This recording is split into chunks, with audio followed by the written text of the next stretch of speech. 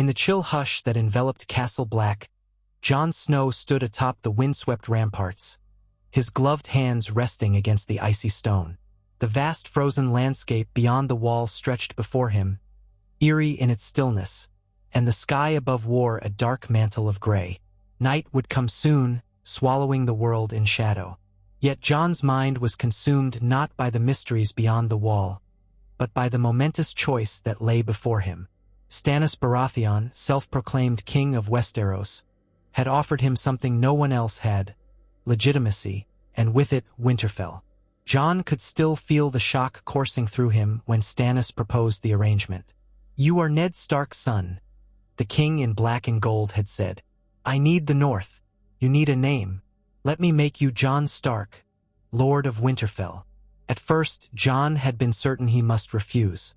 His vows to the Night's Watch were ironclad. He was a sworn brother, bound for life. Yet in the cold solitude of the wall, as he remembered his father's voice, his siblings' laughter, and the sweet innocence of their childhood at Winterfell, the offer no longer seemed so easy to refuse.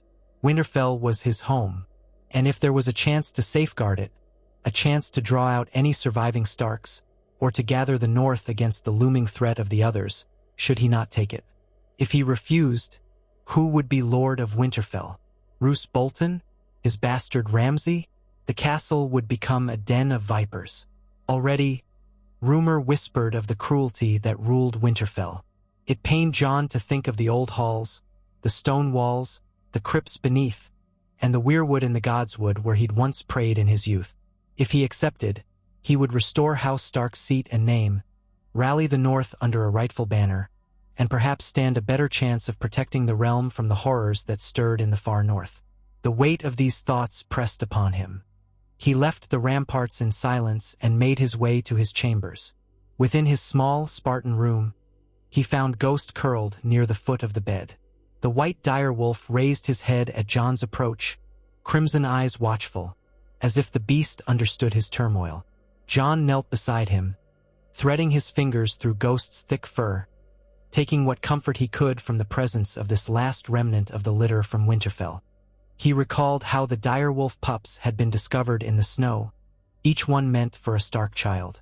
Ghost had been the odd one, the runt, with his snowy pelt and red eyes, silent as a shadow. Even among them, Ghost had been unique, just as Jon had been unique in his own way. Now the question rang in his mind. Would he remain Jon Snow, the bastard on the wall, or would he become Jon Stark, the Lord of Winterfell? The following day, he stood in the drafty hall where Stannis' court had found its makeshift seat. Melisandre's ruby glowed against her throat, and the smell of smoke and burning would fill the air. Light fell in beams through narrow windows. Stannis sat with the rigid posture of a man unyielding as granite, and his piercing gaze found Jon the moment he entered. Davos Seaworth, the king's loyal hand, was there too, earnest eyes flickering in sympathy. Jon knew Davos respected him. The Onion Knight was a good man, by all accounts, and though he might not share the worship of R'hllor that Melisandre preached, he believed in the cause of justice as much as any man could. Jon took a measured breath, then spoke words that felt as though he were breaking an oath yet fulfilling a destiny. "I accept your offer, your grace." A hush settled over the room, broken only by the crackle of flames. Melisandre's lips curved, though Jon could not read the meaning behind her smile. Stannis gave a single nod of approval. "Then you will be Jon Stark, Lord of Winterfell, sworn to my cause. Kneel." Jon's heart pounded. He sank to one knee on the cold stone floor. The watchers in the hall drew close. Melisandre stood at Stannis' side like a scarlet shadow. The king unsheathed the sword Lightbringer. Its blade gleamed, catching a curious flicker of red from the flames in the brazier. "In the name of the one true king and the Lord of Light who grants us justice," Stannis declared, "I, Stannis of the House Baratheon, first of my name, do name you Jon Stark, Lord of Winterfell and Warden of the North." As the sword tapped Jon's shoulders, each light touch sent a tremor through him. In that moment, a swirl of emotions crashed down. Relief, pride, guilt. He was violating his vow to the Night's Watch, and in so doing, he tried to rationalize that he was serving a higher cause. protecting his family's legacy, the North, and the realm itself. Only as he rose to his feet did he feel the magnitude of it all. He was no longer merely Jon Snow. He was Jon Stark. In the days that followed, the transformation was palpable. The black of the Night's Watch was exchanged for a darker gray cloak pinned with the direwolf sigil, hastily embroidered by some of Stannis' soldiers who knew a bit of needlework. Even that small detail gnawed at Jon's conscience. His new cloak was a direct, visible abandonment of his past.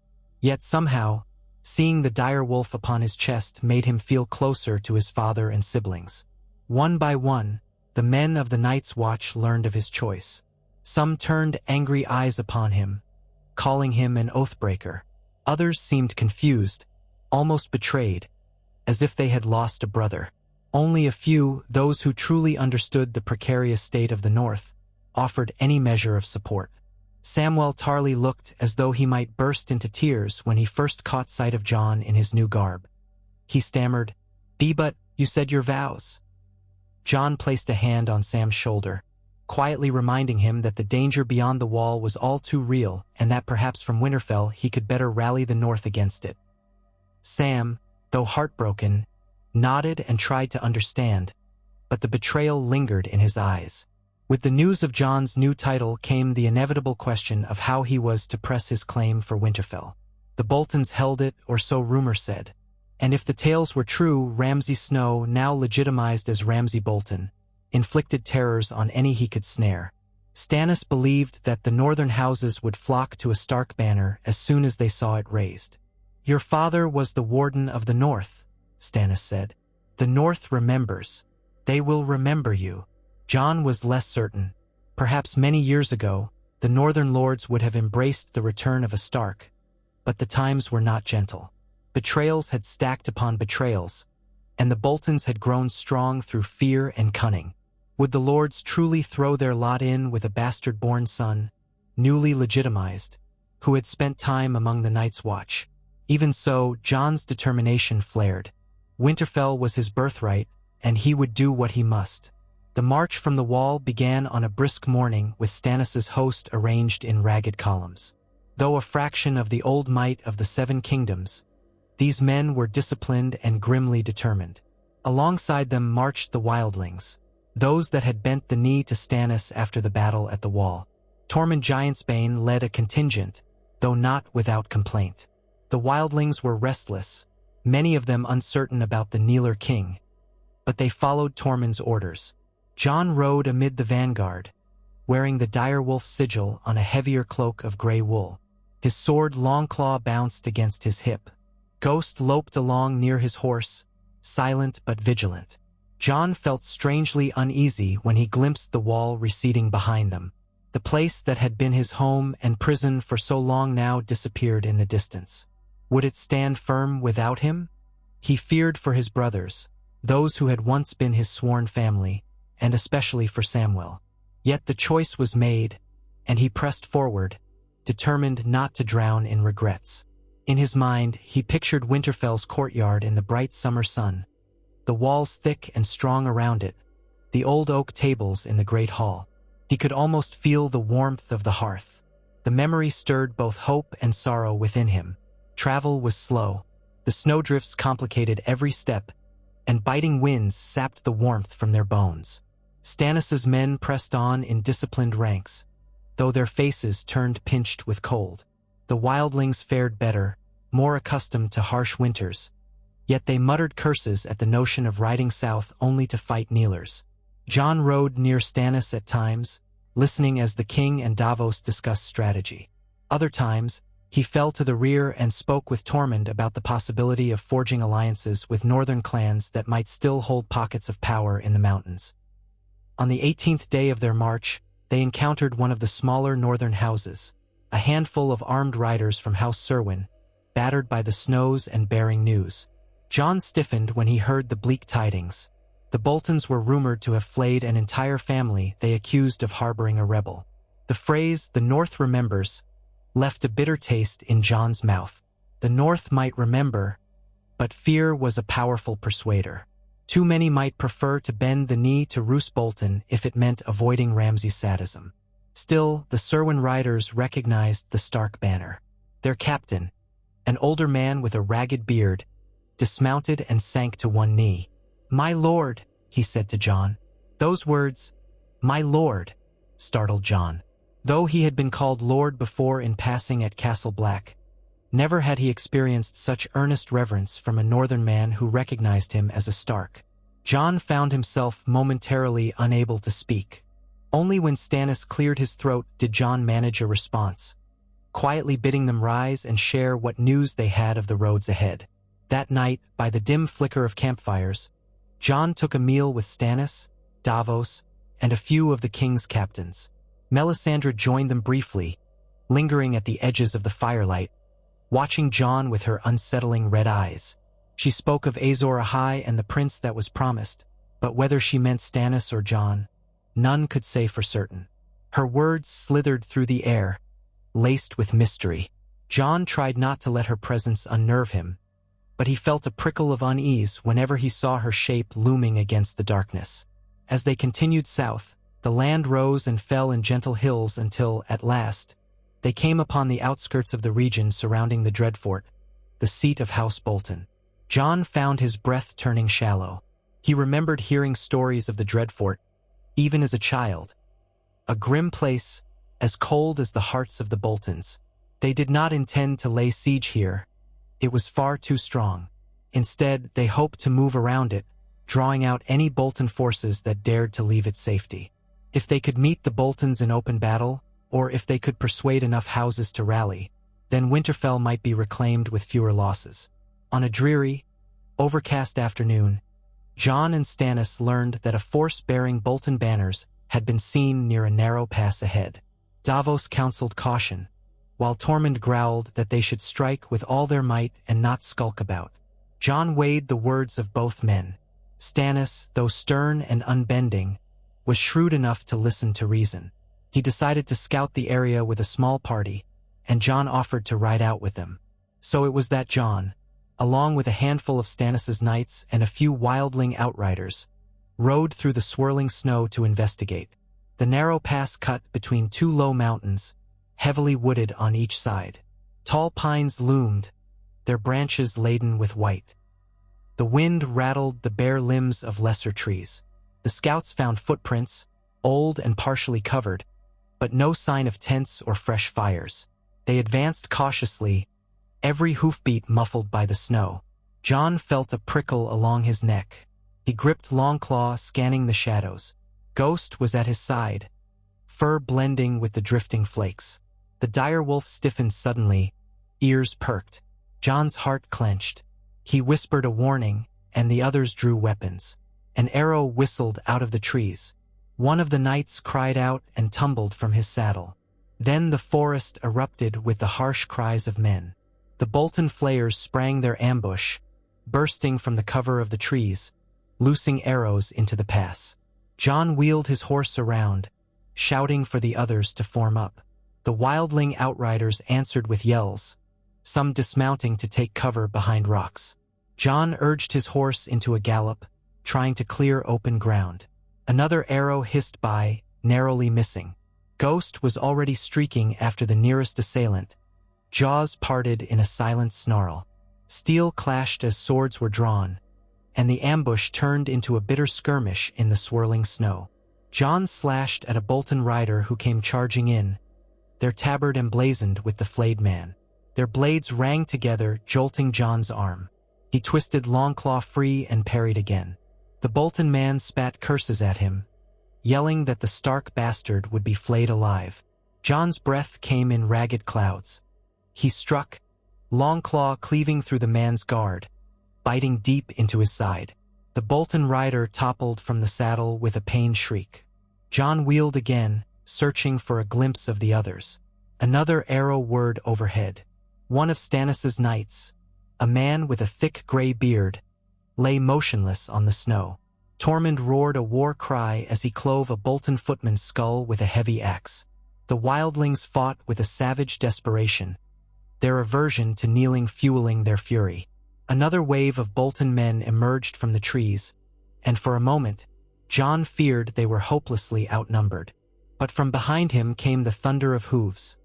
More of Stannis' cavalry, alerted by the clash of steel, had arrived. The Bolton skirmishers broke formation, darting back into the trees, but Stannis' men gave chase. Jon shouted after them to remain close. The thick pines could hide more archers, more traps. Yet, in the heat of battle, caution was too often cast aside. The fight spilled into the woods. Horses stumbled over roots, and men cursed as branches slapped their faces. Jon dismounted, preferring to fight on foot rather than risk a panicked horse in the close-packed trees. Ghost bounded ahead, weaving between tree trunks like a white arrow. Jon followed, carefully stepping over the fallen body of a Bolton man who bled into the snow. Deeper in the forest, the clash of steel rang out again. Jon spotted a cluster of Bolton men fending off two wildlings. He circled behind them, stepping silently. Longclaw's Valyrian steel edge cut through the first man's neck with a single stroke. He whirled to parry a blow from the second, the ring of metal echoing. The air reeked of pine sap, blood, and sweat. The second Bolton man fought with vicious skill, snarling at Jon, "Kinslayer's bastard," before hurling himself forward. Their blades locked. Jon managed to push him off balance and deliver a quick thrust to the belly. The man collapsed with a groan, blood soaking the leather of his jerkin.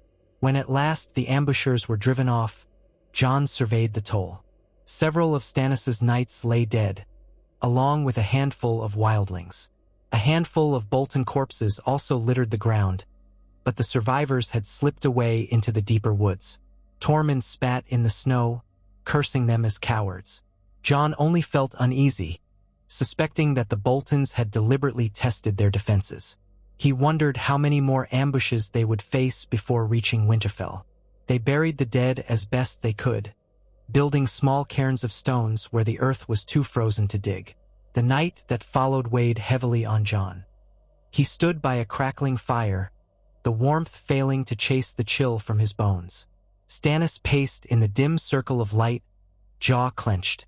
Davos spoke in a low voice of strategy, but Stannis offered only curt replies. Jon sensed the doubts creeping in. This was not to be an easy conquest. Still, the sight of the few Bolton corpses had given him a cold satisfaction, as if in some small measure he was avenging the wrongs done to House Stark. In the shifting glow of the campfire, he remembered how his father had told him that vengeance was a dark path.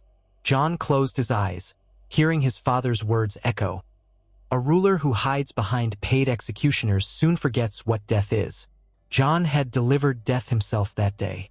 The memory was stark and immediate. By the time they drew within sight of Winterfell, nearly a fortnight later, their numbers had swelled. A few smaller northern houses, Serwyn, Tallheart, even a contingent of the Manderleys, had come at the news that Ned Stark's son marched under a direwolf banner. They brought fewer men than Jon might have hoped, but each day saw a new pair of riders or small group trickle in, drawn by the promise of House Stark's return. The largest surprise came when the Karstarks, divided after the death of their lord at Robb Stark's hands, sent a battered but respectful group of soldiers. Their new leader, one of Lord Rickard Karstark's surviving sons, bowed awkwardly before Jon, calling him cousin. Jon forced a tight smile, for he remembered how Robb had been forced to pass a death sentence on Rickard Karstark. The memory was bitter, but if they hoped to oust the Boltons, old grudges must be set aside. The younger Karstark knelt in the snow, his breath misting in front of him, and swore to serve the rightful king in the north, though in that moment it was ambiguous whether they meant Stannis or Jon. Still, they had come. Jon hoped that was enough. Winterfell rose before them, its gray walls looming out of the snowy plain. Smoke curled from a dozen chimneys, and the faintest suggestion of lamplight flickered in the narrow windows. Jon felt a sudden ache in his chest. Memories flooded him. Running through the courtyard with Robb, Bran, Arya, and the others, watching from a distance as Ned trained them in swordplay, while Catelyn stood on the battlements, her expression distantly polite whenever she glanced at Jon. He thought of the crypts below, where his grandfather and aunt lay, where his own father should also rest, though the war had taken Ned's head to King's Landing. The sense of homecoming slammed into him like a blow. Despite the sorrow, a fierce longing seized him. He wanted to take back this place not just because it was strategic or rightful, but because it was home. But the Bolton banners hung from the ramparts. Jon could see them even from a distance. The flayed man of House Bolton, crimson on pink. They replaced the dire wolf of House Stark, a mocking reminder of how far the fortress had fallen from its old days. Guards patrolled the walls, small shapes wrapped in furs. Stannis and his captains conferred, eyes narrowed, as they studied the fortress. How many men were inside? What stores of food did they possess? How loyal were they to Roose Bolton, and how many were forced to serve out of fear? That night, they made camp in the fields north of Winterfell, out of arrow range but close enough to keep watch. Jon could hardly sleep. Every time he closed his eyes, he saw images of the castle as it once was. He could picture the heart tree in the godswood, the red leaves rustling in the breeze. In his dreams, he saw his brothers and sisters running through the halls, lively and full of laughter. But it all evaporated into darkness when he awoke. The following dawn, the sky was a slate gray, clouds threatening snow. Stannis ordered the men to form up. The plan was to demand Bolton's surrender, to call forth the rightful lord, Jon Stark, and see if those within would open the gates or, at the very least, slip word to them if they wished to defect. Jon found himself riding toward the gates with a small delegation. Stannis, Davos, Tormund, and a pair of northern lords who had joined them. A single horn blast from the walls announced their approach. They halted a careful distance from the castle. A voice bellowed down from the battlements, "Halt where you stand or we'll fill you with arrows." Jon tensed, gazing up at the speaker, a Bolton man in battered armor. Stannis raised a gloved hand. "I am Stannis Baratheon, rightful king of Westeros," he called. "And I come with Jon Stark, son of Eddard Stark, rightful lord of Winterfell and warden of the North. We command you to open these gates and surrender them into his keeping." For a moment, only the wind answered. Then a second figure appeared, well-armored, his face hidden by a half-helm. "The bastard of Winterfell is dead," he spat. "We serve the Dreadfort now. Turn back or face our blades." Tormund gave a sharp bark of a laugh. Davos glowered at the walls. Stannis's tone dropped. "House Bolton's reign is at an end. We outnumber you. You have no allies. Surrender peacefully, and your lives will be spared." Another silence descended, but this time Jon noticed movement on the ramparts, as if men were whispering to one another. He lifted his voice, calling to them. "I was raised in Winterfell," he said, trying to project calm authority. "Ned Stark was my father. By King Stannis's decree, I have been legitimized as Jon Stark. If you lay down your arms and yield Winterfell, you will not be harmed. The North remembers the loyal, and it also remembers the betrayers." A low stir rippled through the defenders on the walls. In that moment, Jon dared to hope that some of them might indeed turn cloak. But the man in the half-helm only lifted a horn to his lips and blew a discordant blast that echoed across the plain. Then he shouted, "The flayed man rules the North now." Before anything else could be said, a volley of arrows rained down. Jon swore and spurred his horse back, as the arrows thudded into the ground behind them. Stannis and the others wheeled away to safety. The defenders on the wall continued to roar their defiance. It was clear that a peaceful resolution was impossible. And so began the siege of Winterfell. Stannis's forces encircled the castle as best they could, digging trenches and constructing palisades. They established watchpoints to guard against any forces that might attempt to relieve the Boltons. The days wore on, cold and miserable. Snow fell, burying tents and wagons in white. Men shivered around sputtering fires. Stannis pushed them to keep up the siege, but winter itself was as much an enemy as the Boltons. As supplies dwindled, tensions rose. The wildlings hated the prolonged waiting, restless to fight or to return to the free lands beyond the wall. The northern lords who had joined were anxious about the condition of their homes. Each day that passed was a chance for some bandit or Bolton ally to raid their unprotected lands. Yet the gates of Winterfell did not open. Jon spent much of his time meeting with the men, talking to the lords of small houses who trickled in support or who came to treat with him. He listened to them, tried to ease their fears, and always used the Stark name to show them he was no mere pretender. He also walked the perimeter, speaking with common soldiers and wildlings alike. Ghost followed him faithfully, but every time he looked at Winterfell's walls, a pang shot through his chest.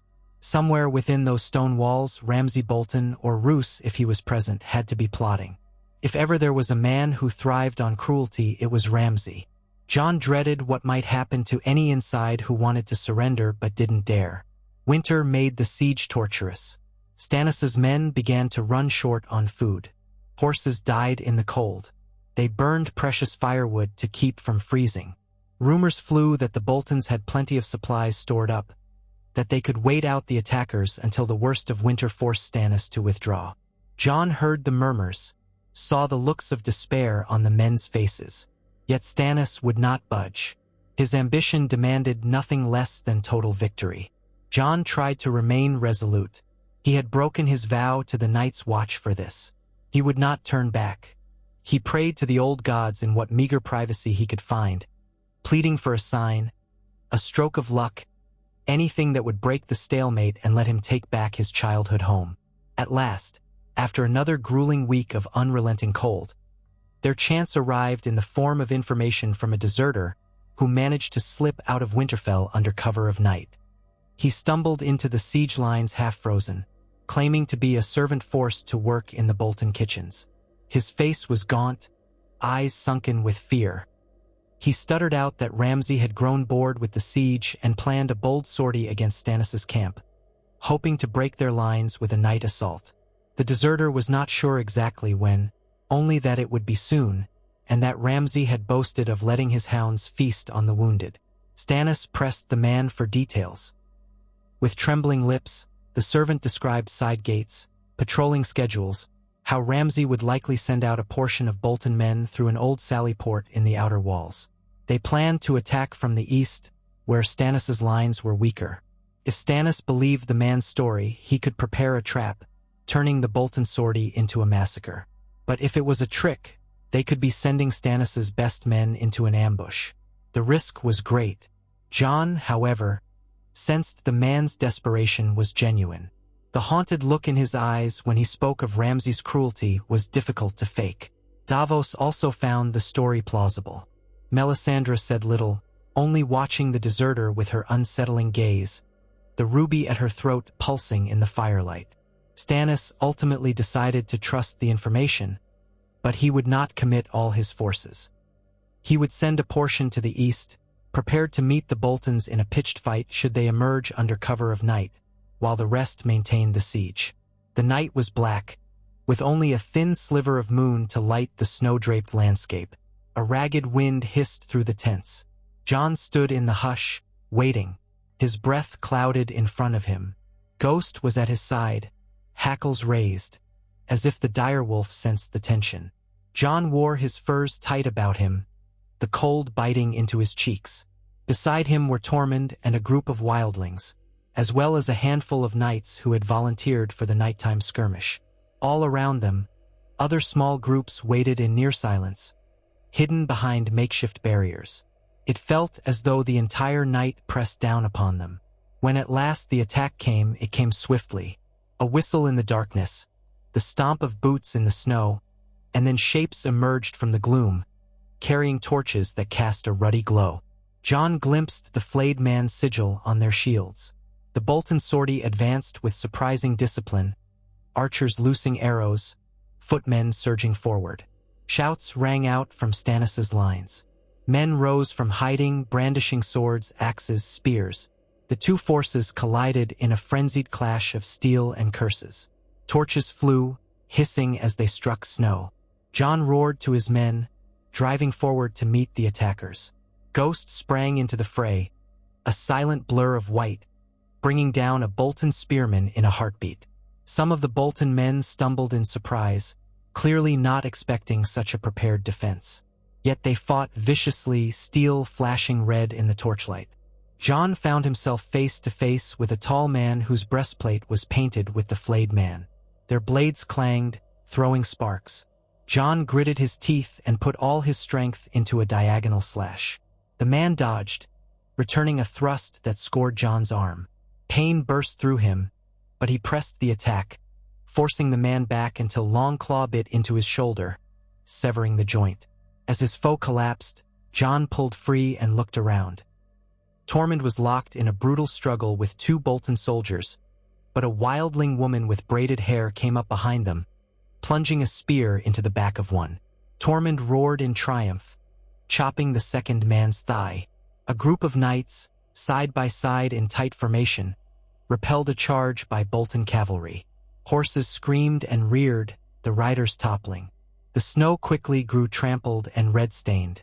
The glow of torches revealed the swirl of battle all around, the clang of steel echoing into the winter night. And then Jon saw him.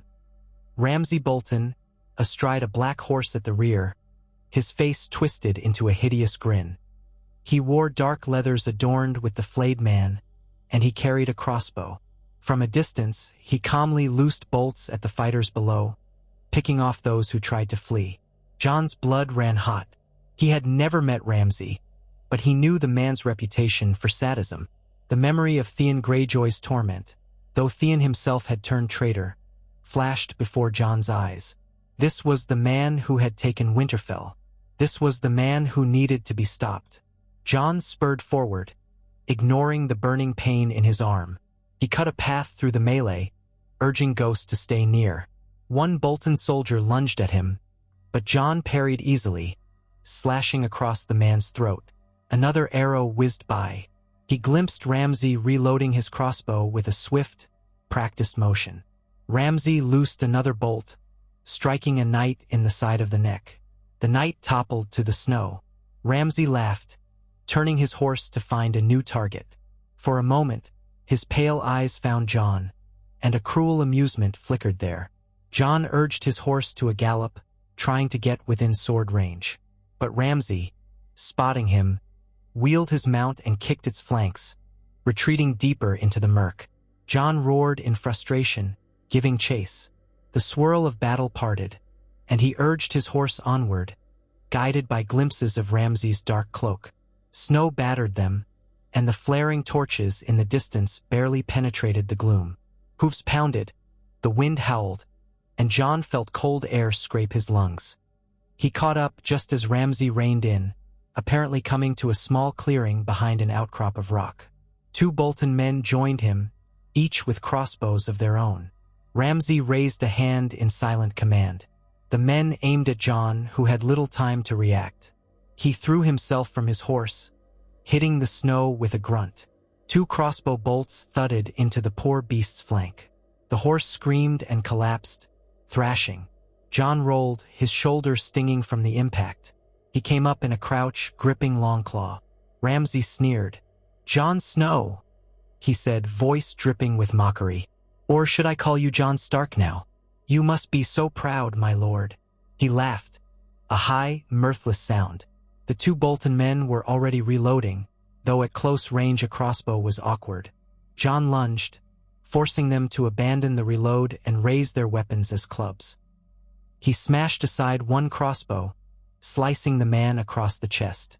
The second swung at his head. Jon ducked and slammed his shoulder into the man's gut, toppling him into the snow. Then he drove Longclaw down. Blood spurted hot across the blade.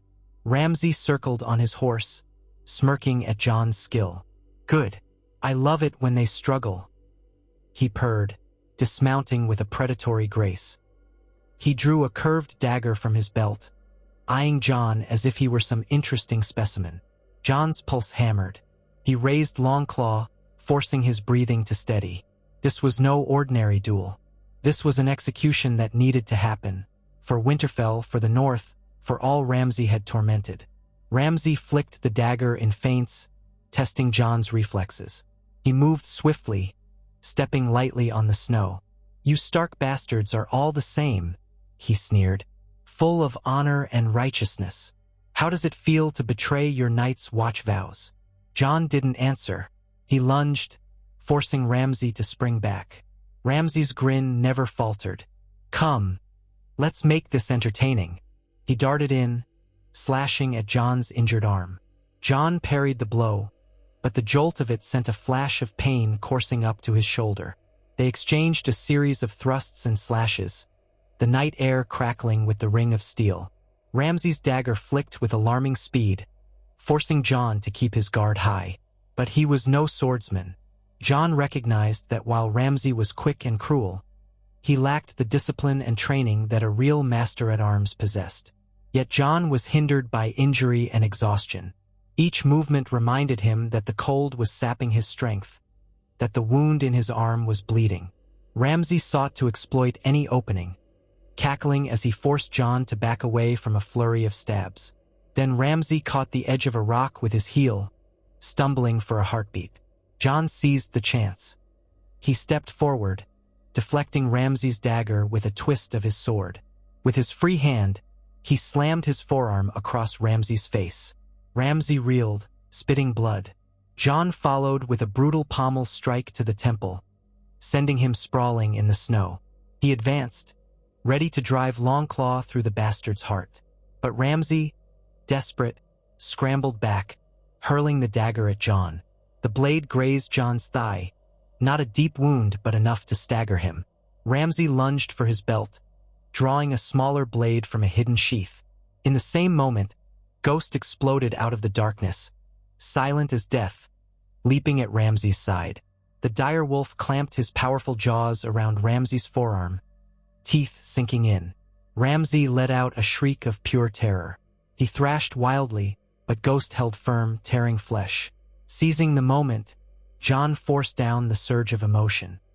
He raised Longclaw high and plunged it into Ramsay's chest, ending his shrieks. The snow drank his blood. For an instant, Ramsay stared up at Jon with wide eyes, as though he could not believe someone dared kill him. Then the life drained from him, and his body slumped. Silence fell over the small clearing, broken only by the ragged breaths of Jon and the quiet pant of Ghost. Jon yanked Longclaw free, staring at the lifeless form of the man who had defiled Winterfell. In the distance, the sounds of battle continued: shouts, steel, the whinny of horses. But here, in this patch of moonlit snow, Jon felt an odd stillness. At last, he looked down at Ghost, who growled low, the direwolf's muzzle stained with red. Jon realized his arm was still bleeding, his thigh stinging. He stumbled, leaning against a tree for support. Ghost nosed at him, whimpering softly. "Good boy," Jon managed, voice thick with exhaustion and pain. Ghost's ears twitched. Beyond them, the night struggle was nearing its conclusion. The Bolton sortie, deprived of their savage leader, was in disarray. Stannis' prepared defense soon overwhelmed them. Dawn found the battlefield littered with Bolton dead, while the survivors fled back to Winterfell or surrendered. Word of Ramsay's demise spread among Stannis' men, sparking a renewed fervor. The vile bastard was dead, slain by Jon Stark. Men cheered, beating swords on shields, howling for House Stark's rightful return. The next day, with Ramsay's savage ambition snuffed out, the morale in Winterfell faltered. Some loyal to Roose Bolton still held the fortress, but others, cooks, stable boys, lesser guards, whispered that the Bolton line was broken. A Stark had returned. The rumors gained traction. There were desertions by night, and Stannis' watchers caught them as they tried to sneak away. Some brought tidings of strife within the walls. At last, a few days later, the main gates of Winterfell groaned open, and a small retinue emerged under a white flag. Leading them was a steward, trembling as he announced that Roose Bolton had vanished, rumored to have fled with a handful of men, leaving the rest to fend for themselves. Winterfell was prepared to open its gates, if Stannis and Jon Stark would spare the inhabitants. Stannis, ever the commander, demanded a full surrender. All Bolton loyalists would lay down their arms, the flayed man banners burned. Any who had not committed atrocities would be spared. Those who had partaken of Ramsay's cruelties would be tried. With the castle effectively leaderless, the steward had little choice but to comply. Shortly thereafter, Jon Stark, rode at the head of a column through the long-closed gates of Winterfell. It was not how he had imagined this day. The courtyard was draped in a gray half-light, Snow piled high against the walls. The old stables lay blackened, a remnant of a fire. The towers and battlements were chipped and cracked from neglect. Yet the sight of it filled Jon's chest with such a powerful flood of emotion that he could hardly breathe.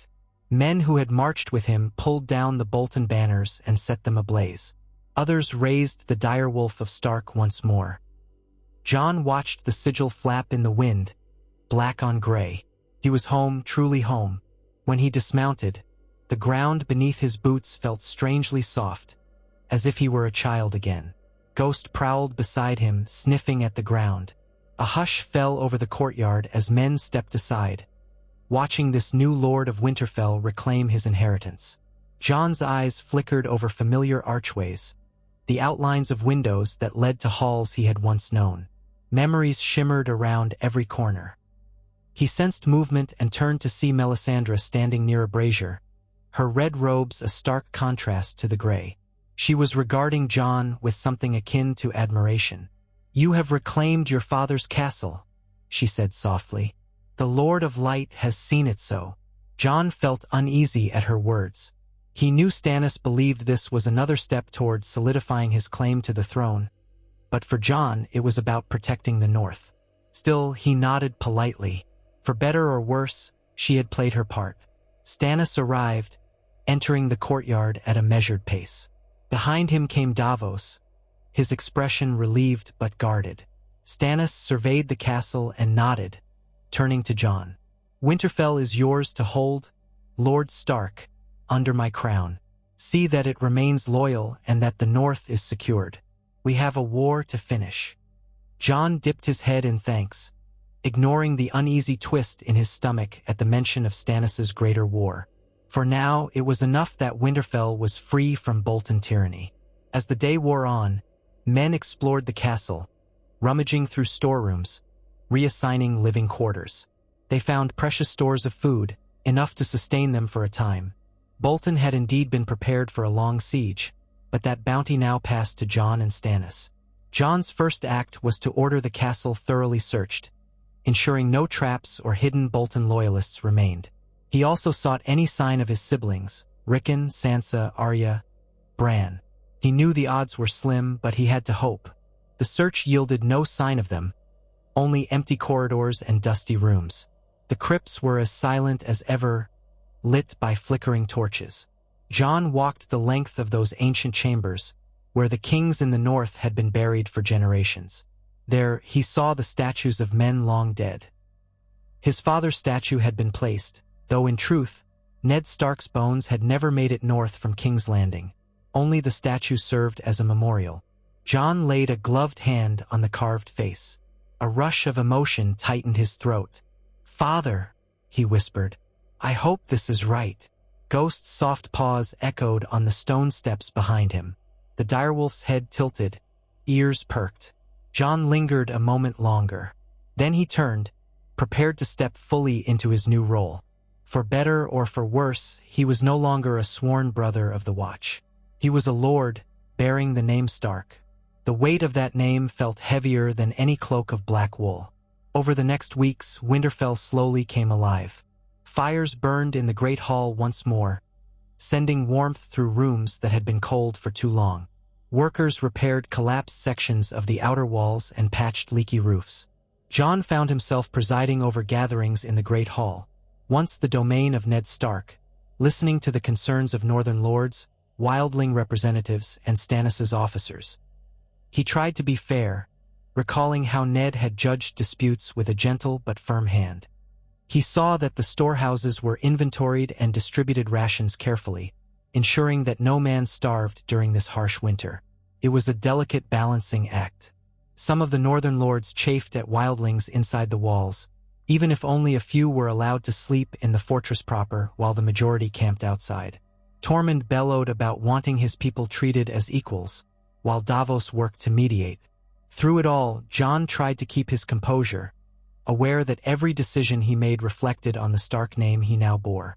Small acts of kindness buoyed him.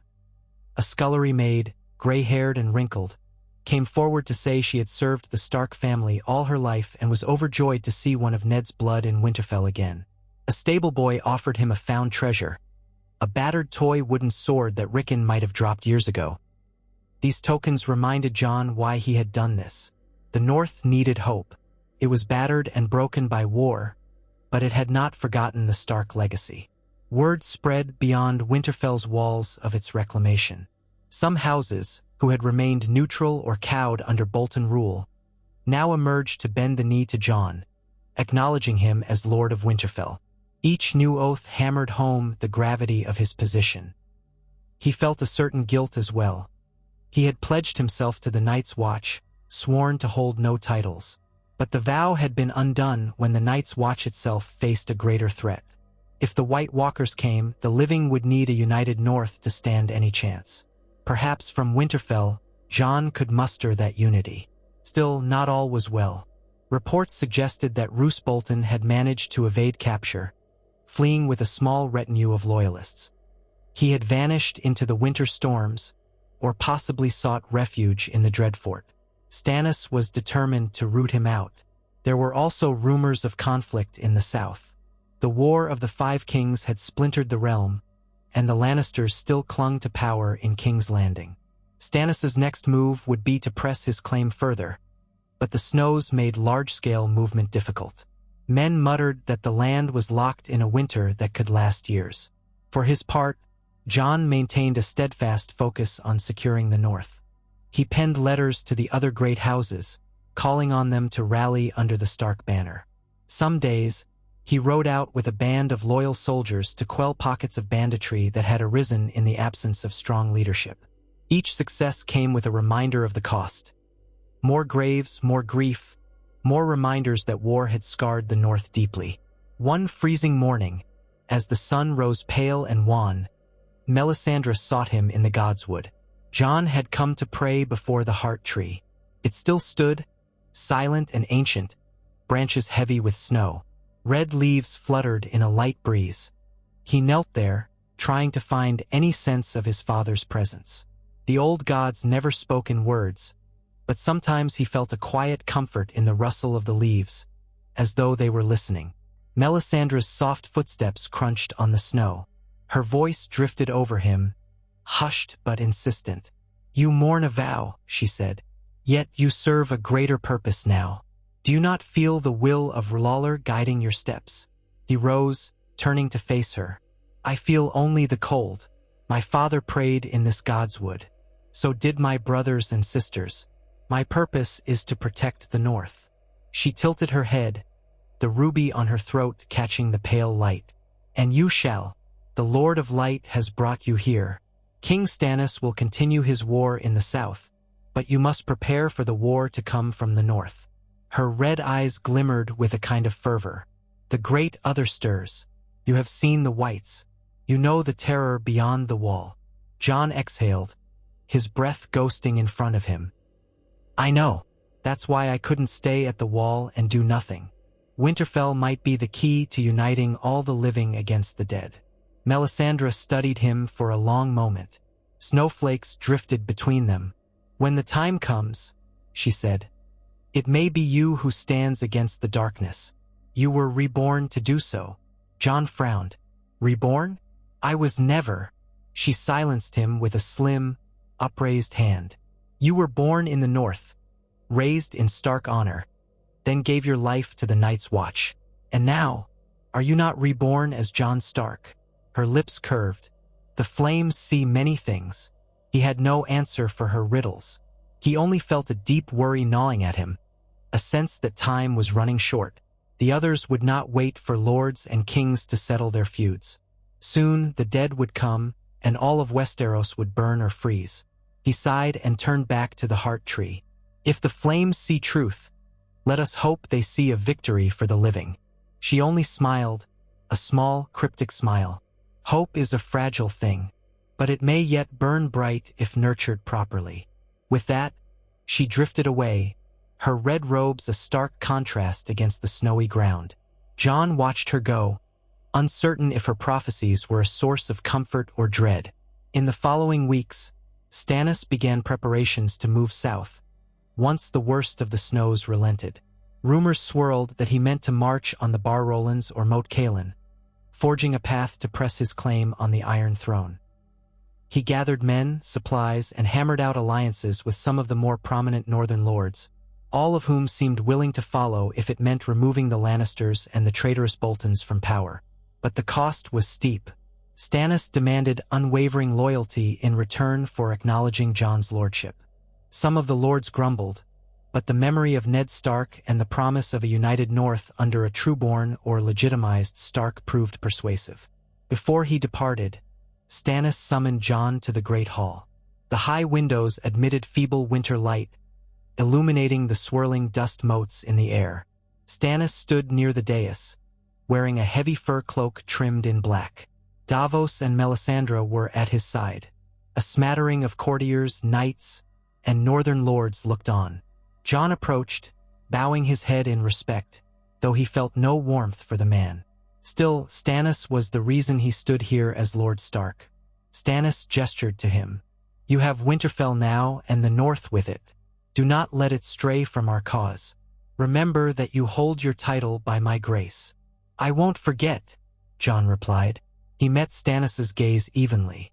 "We have a common enemy, your grace. I will hold the North against them." Stannis's mouth twitched, almost a hint of a smile. "And you will stand against my enemies as well when called upon." Jon inclined his head. "As long as it doesn't conflict with the defense of the realm."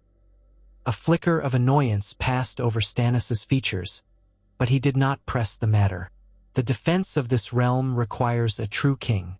See to it that the northern lords do not turn traitor again. I want no more Bolton duplicity. You do that, Lord Stark, and the day may come when the entire North stands tall behind my banners."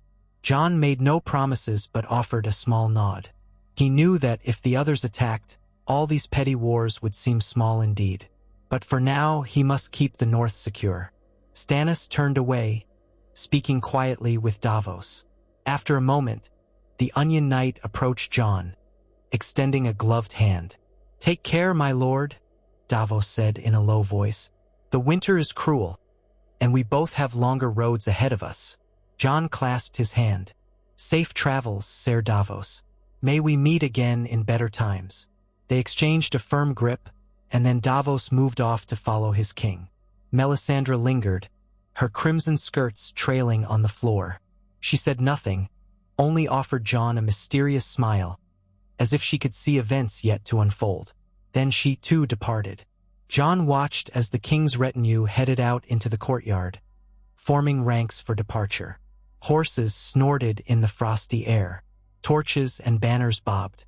The men set off, forging south through the gates of Winterfell. Stannis's army was leaner now, battered by the siege and the winter, but resolute.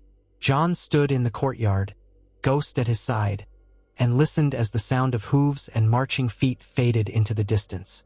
He felt a curious mix of relief and apprehension. Winterfell was his to govern, but with that came an unrelenting responsibility. He could not fail. Days slipped into weeks, and the routine of rule settled upon him. Jon oversaw the rebuilding of walls, the reorganization of men into patrols, the forging of new alliances. He held court, listened to disputes, settled conflicts between wildlings and northern folk, struggled to stretch their supplies until spring. The loyalty shown to the Stark name was heartening. Some houses, even smaller ones, pledged fealty without question. Others did so reluctantly, but all recognized that the North needed stability. Whispers reached Jon of sightings of the dead, far to the north. The wildlings confirmed that strange lights sometimes danced across the haunted forests beyond the wall, and they told tales of missing hunters. The threat felt ever closer. Some nights, Jon climbed to the top of Winterfell's battlements and gazed at the northern horizon, as though he might see the wall from there, though he knew it lay beyond his sight. Ghost would stand watch with him, silent as always. In those quiet hours, he questioned himself. Had he done right by abandoning his vows? Would the Night's Watch hold the wall, or would it fall to the onslaught of the dead? Was he meant to lead the North into some new era, or merely hold this castle until a truer Stark returned? He thought of Bran, Arya, Sansa, Rickon. Were they out there still, fates unknown? But whenever doubt threatened to consume him, He remembered the rightful place of House Stark. Someone had to take up the mantle to guard the north. His father's words rang in his mind.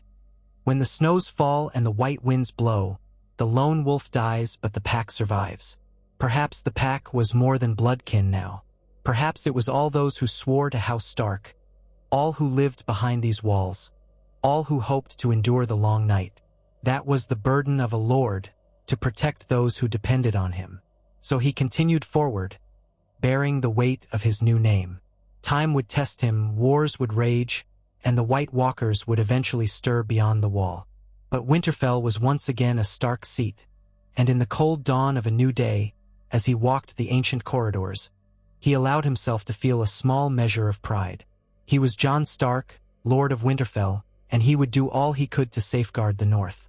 If that meant defying the ancient vows of the Night's Watch, so be it. He had made his choice, and there was no turning back.